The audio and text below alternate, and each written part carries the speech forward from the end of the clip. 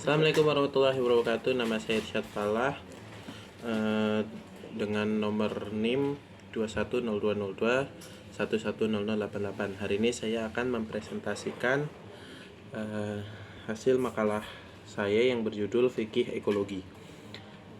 Yang pertama-tama kita mengenal dulu makna pengertian fikih. Fikih menurut bahasa berarti paham, seperti dalam firman Allah, maka mengapa orang-orang itu, buka kurung orang-orang munafik, hampir tidak memahami pembicaraan sedikit pun.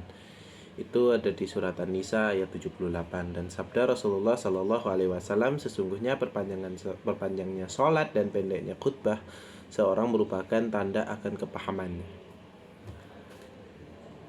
Fikih secara istilah mengandung dua arti, yaitu pengetahuan tentang hukum-hukum syariat, dan yang kedua adalah hukum-hukum syariat itu sendiri. Jadi perbedaan antara kedua definisi tersebut, bahwa yang pertama digunakan untuk mengetahui hukum-hukum, seperti seorang ingin mengetahui apakah suatu perbuatan itu wajib atau sunnah, haram atau makruh, ataukah mubah, ditinjau dari dalil-dalil.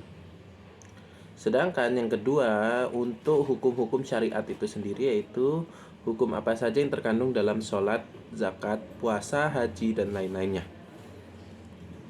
Sedangkan ekologi dalam kehidupan sehari-hari, ekologi memiliki arti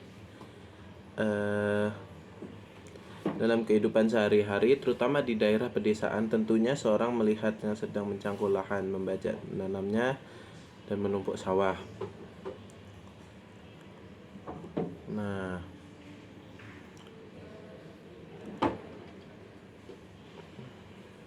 kegiatan lainnya, kegiatan petani ini sebetulnya telah dilakukan jauh di beberapa abad yang lalu.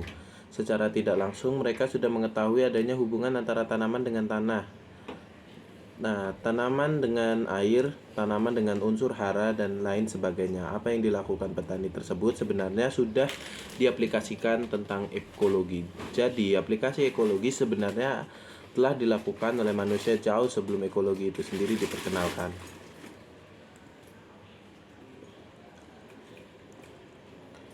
Ekologi dikenal sebagai ilmu yang mempelajari hubungan timbal balik antara makhluk hidup dengan lingkungannya. Makhluk hidup dalam kasus pertanian adalah tanaman, sedangkan lingkungan berupa air. Nah, itu untuk pengertian ekologi. Nah, fikih ekologi adalah ilmu tentang hubungan timbal balik makhluk hidup dengan lingkungan hidupnya. Fikih ekologi dalam bahasa Arab lebih dikenal dengan fikih al-bi'ah atau fikih lingkungan hidup atau ekologis. Menurut bahasa fikih adalah kepahaman al-fahm. Sedangkan menurut istilah adalah ilmu tentang hukum-hukum syara yang bersifat praktis yang diambil dari dalil-dalil terperinci atau tafsili. Kata al-bi'ah berarti lingkungan hidup yang merupakan kombinasi biologis, kimia, dan elemen fisik yang mengelilingi organisme atau sekelompok organisme yang memengaruhi keadaan dan kelangsungan hidup mereka. Fikih ekologi yang objek kajiannya adalah hal-hal yang berkaitan dengan lingkungan yang dirumuskan dari nilai-nilai ajaran Islam. Fikih pelestarian hutan dan daerah aliran sungai. Hutan adalah suatu kesatuan ekosistem berupa hamparan lahan yang berisi sumber daya alam hayati dan didominasi adalah pepohonan dalam persekutuan alam dan lingkungannya. Nah, hubungan manusia dan hutan terletak dalam surat Ar-Rum ayat 41 yang artinya telah tampak kerusakan di darat dan di laut disebabkan perbuatan tangan manusia. Allah menghendaki agar mereka merasakan sebagian dari akibat perbuatan mereka agar mereka kembali ke jalan yang benar. Allah melarang secara tegas merusak bumi ini baik di darat maupun laut karena dampak dari eksploitasi alam tanpa menjaga ekosistem yang ada bukan hanya dapat menimbulkan bencana yang merugikan bagi manusia saja, namun dampak kerusakan akan akibat kepada lingkungan.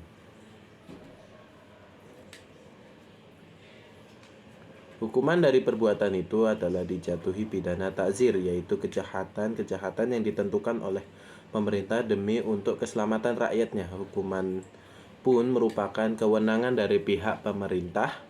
Majelis ulama dalam memutuskan tentang alam lingkungan adalah berdasarkan kepada pendekatan analisis masalah.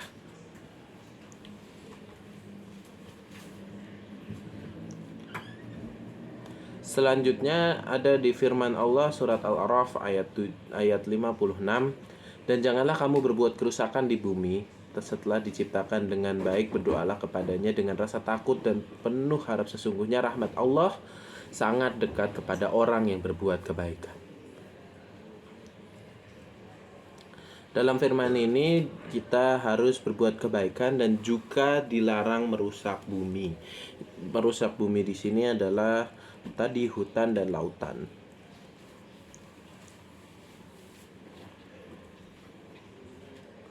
Selanjutnya fikih pelestarian ekosistem laut. Indonesia 70 yang kepulauannya sekitar 75% itu adalah wilayah laut. Nah, hampir kekayaan Indonesia itu didominasi di laut.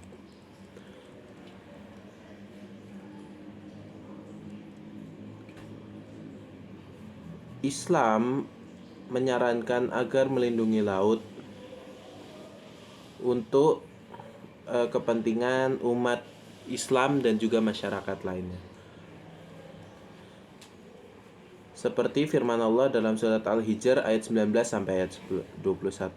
Dan kami telah menghamparkan bumi dan menjadikannya padanya gunung-gunung, dan kami tumbuhkan segala sesuatu ukuran, dan kami telah menjadikan untukmu di bumi keperluan-keperluan hidup, dan kami menciptakan para makhluk-makhluk yang kamu sekali-sekali bukan pemberi rezeki kepadanya, dan tidak ada satupun melainkan di sisi kamilah hasanahnya, maksudnya segala sesuatu itu sumbernya dari Allah, dan kami tidak menurunkan melainkan dengan ukuran tertentu. Jadi kita disuruh menjaga, karena sudah diciptakan oleh Allah langit, bumi, gunung-gunung, dan keperluan-keperluan kita. Salah satunya adalah laut. Air hampir menjadi keperluan utama makhluk hidup di seluruh bumi ini. Jadi jangan sampai kita merusak air dan merugikan atau merugikan masyarakat, baik itu kaum muslimin maupun kaum non-muslim.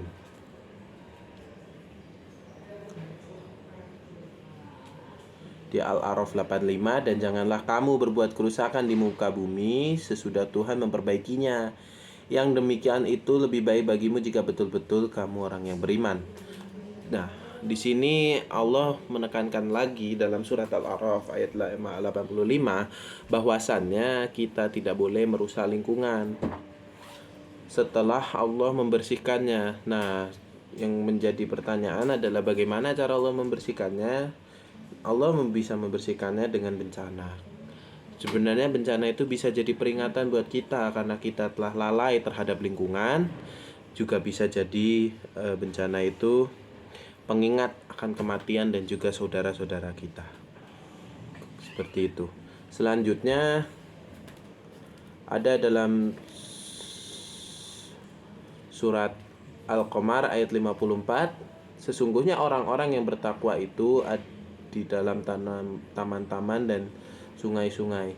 Dalam menghadapi kenyataan banyaknya kerusakan lingkungan hidup yang disebabkan oleh perbuatan manusia yang tidak bertanggung jawab, marilah umat Islam kembali kepada tuntutan Islam sebagaimana digariskan dalam Al-Quran dan hadis. Dalam ayat-ayat Al-Quran tersebut, tadi Allah memerintahkan kepada kita agar menjadi orang-orang yang beriman dan tidak berbuat kerusakan di bumi.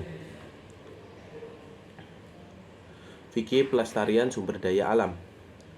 Urgenitas pengelolaan sumber daya alam serta lingkungan hidup adalah tanggung jawab bersama. Pemerintah mengeluarkan peraturan berkaitan dengan pengelolaan lingkungan hidup, yaitu Undang-Undang 23 Nomor 1997 tentang pengelolaan lingkungan hidup dan lain-lain. Akan tetapi, hal pengelolaan sumber daya alam, aturan hukum yang mengatur regulasi yang khusus terkait pengelolaan sumber daya alam ini belum tersedia. Akibatnya terjadi kekosongan hukum dalam mengelola sumber daya alam, yang selama ini undang-undang sektor hal tersebut menunjukkan lemahnya pengelolaan sumber daya alam di Indonesia. Nah, dengan kebijakan hukum nasional sementara ini pengelolaan sumber daya alam yang jelas, terpadu, serta amanat konstitusi pada pasal 33 ayat 3 UUD NRI 1945. Selanjutnya RUU Pengelolaan Sumber Daya Alam, RUU PSDA pun masih belum jelas dibahas oleh DPR dan pemerintah.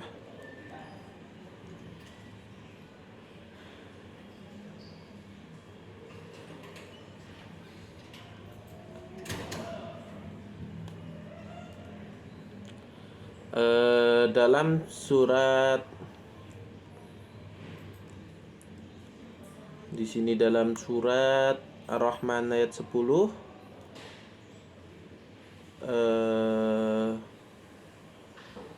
kita disuruh supaya bersikap ramah kepada bumi, sebab bumi adalah tempat keberlangsungan hidup manusia dan makhluk hidup lainnya.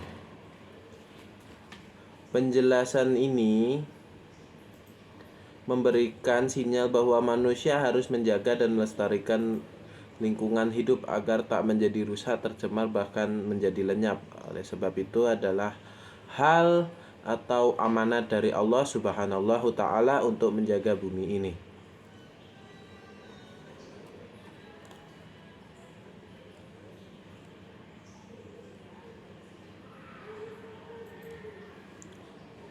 Dari semua penjelasan saya dapat disimpulkan bahwasannya perintah Allah yang sebenarnya hanyalah untuk menjaga dan melestarikan alam, karena sesungguhnya orang-orang yang beriman adalah orang-orang yang menjaga dan melestarikan alam, bukan orang-orang yang merusak atau berbuat jahat kepada alam. Sekian dari saya, kurang lebihnya mohon maaf. Wassalamualaikum warahmatullahi wabarakatuh.